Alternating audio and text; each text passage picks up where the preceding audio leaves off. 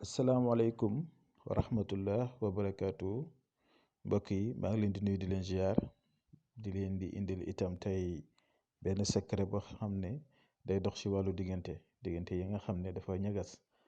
diggante nag bu ñu waxee dafa yaatu mun naa nekk ay xarit mun naa nekk ñaar ñu bëggante nekk si néegi sëy bi xaw a naqari tuuti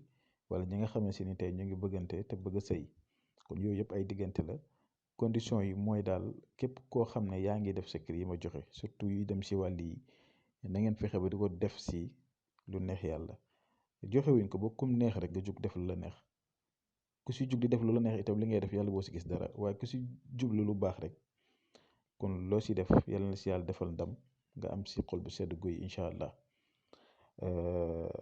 di fàttali ñi nga xam ne dañ may faral di wax wàllu seetlu waaw incha allah mi ngi noonu comme. ñi nga xam ne dañuy bëgg seetlu seen i mbir seen i diggante ak seen ay jëkkër wala jabar wala seen diggante ak nit mu xaw a naqadi wala mu xaw a yéex wala mu am ay jafe-jafe wala ku bëgg a xool ay mbiram si wàllu tukki wàllu am-am wàllu wér-gi-yaram wàllu teraanga lu mënti doon daal incha allah dinañ si seet luñ ci mën rek loo xam ne xool nañ ko ba lu ñu si yàlla wan rek ñu wax ko nit ki toujours nag seet dama leen koy wax seet du yow li nga bëgg a dégg rek ngay dégg déedéet luñ la gisal loolu lañ lay wax. bu fekkee am na sarax yu ñu la war a génneloo ñu génneloo la ko bu fekkee ni itam am na lu ñu la war a wax si sa côté yaram loo war a mën a jubantikoo nga defaraat sa toogaay ñu digal la ko nga mën koo def ndaxte seet dafa baax kon dee leen di seetlu di mën a xam seen mbir yi fan la toll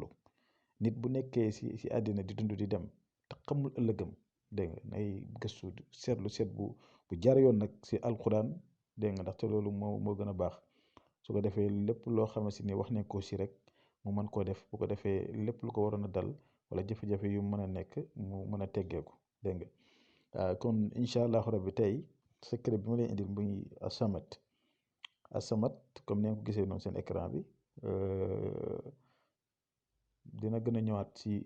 kii bu leer parce que bu ngeen xoolee photo bu njëkk bi bindoon naa ko ba mu leer léegi moom ngeen di bind léegi su ngeen ko bindee saat bi da ngeen xool am na benn si digg bi. maa fa bind si français ton nom son nom yow mi bëgg bind sa tur si kaw ki nga bëgg nga bind turam si suuf ginnaaw boo defee kon bisimilah rahmaani rahiim nga bind asamat bind si xaatim bi rëdd ko dégg nga bàyyi ko xel ndax xaatim yi wax naa leen du ku nekk mooy jug di rëdd xaatim daf leen ndànk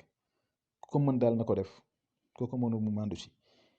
waaye du kum neex rek nga jël di kër day xaatim nga soo ko bindee ba pare ba tëj saat bi da nga koy lem nekk téere comme ni ma ko lemee. après nga wut wëñ bu xonq wëñ bu ñuul ak wëñ bu weex nga jël ko nga lëmasee ko da nga koy lëmas ba mu daj ba mu wër dégg nga mais nag da ngay ñaan sa soxla ba bu fekkee ne sa diggante ak sa borom kër neexut wala sa jabar wala ki ngay bëgganteel wala sa xarit wala sa patron ku mënti doon nga di ko lëmasaale di ñaanaale sa soxla di ñaanaale di ko lëmasaale di ñaanaale sa soxla dégg nga soo paree da nga koy scotché ba mu ngeen gis da nga koy scotché parce que lii si frigo la war a jëm wala nga suul ko foo xam ne day sedd. kon da nga ko war a protéger nga am loo ko couvrir bu ko defee mu bañ a yàqu gis ngeen ni mu ko bindee yaakaar naa leer na gis ngeen si digg boobu ngay def tur yi sa tur ne si kaw yow mi bëgg ki nga bëgg turam ne si suuf soo paree nga lem ko def ko kon ni ma ko waxee def ko si congélateur ginnaaw boo ko scotché wala nga def ko si suul ko foo xam ne day sedd incha allah rabbi diggante boobu dana sedd guy am jàmm am mbëggeel am tawféex kon mi ngi noonu tey bi laa leen indiloon xam naa ne suba incha allah rabbi bu neexee yàlla suñu borom dinañ fi ñëwaat. ndaatal leen beneen secret incha allah yal na yàlla defal ñu jàmm ak tawféex asalaamaaleykum